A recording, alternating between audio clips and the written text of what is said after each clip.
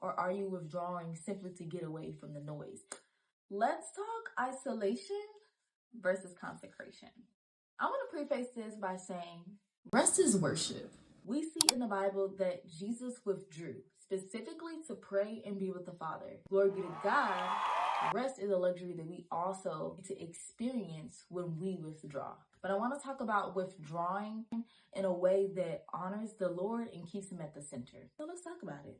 So both isolation and consecration include alone time. The difference between them is that isolation empties you. You will isolate yourself and feel more empty or lonely. Whereas consecration, you are actively and intentionally seeking the Lord's voice. You are isolating yourself.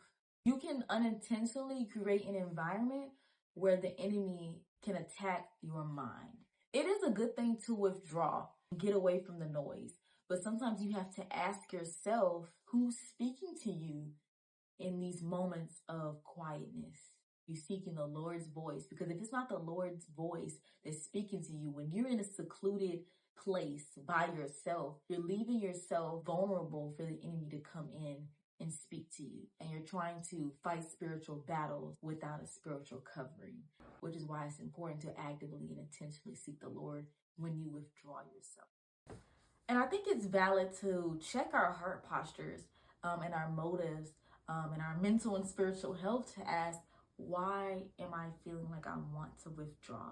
Is it coming from a place of the Lord is drawing me unto himself? Or are my daily circumstances, my experiences affecting my ability to be present in this moment? And I just need to get away from the noise and get away from everybody, get away from everything. Because this will also kind of, one, shed light on where you're at mentally and spiritually. Some of us may be isolating because it's a trauma response.